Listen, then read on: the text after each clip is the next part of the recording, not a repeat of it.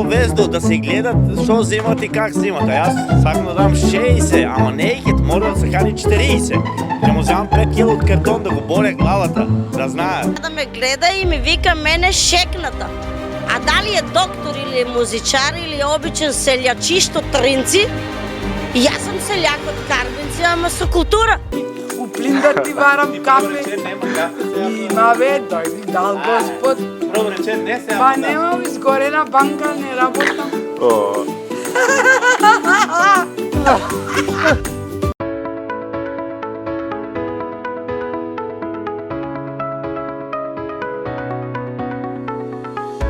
Господа, добро утро, има ли корупција в државата? Не.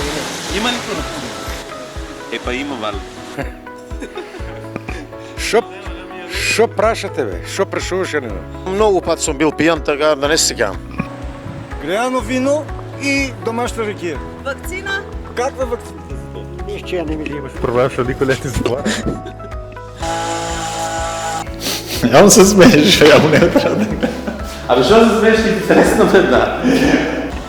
Ето спорта. Добро, ајде.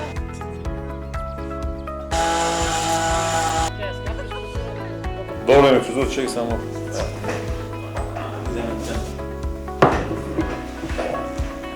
Ночињата ми се там, нека се живи и здрави, нека и среќен 8 март, да ги поздравам од Станка од Соколарци. Они се у градо Алба, у Италија, и ночињата да ги поздравам Славе, Павле и Виктор. Што мечкарна само, нали? Треба се направи, што ми се смееш, така е? Не, чекай малко. Луки вика мечкарник. Сеќаваш се с која века мечкарна? Смешка што ви... Ја дори сега. Ти многу дотеран, како живееш во Македонија? Што работиш? Убаво живее, многу добро работа. Ајде. Жената работа. За баш што ќе кажеш? Колегијален, прво. Второ, секој се бале поспан и му се јави. А Викторче? Виктор, лаган, колегијален и, како да кажам, не се стресира за нешто и тоа е добро.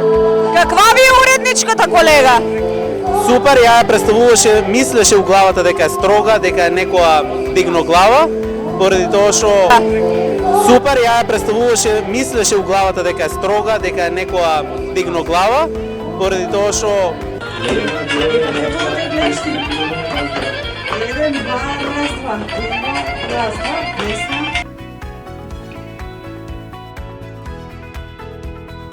Ќе одеме на Исаро, па после ќе јадеме штипска пастрамалија.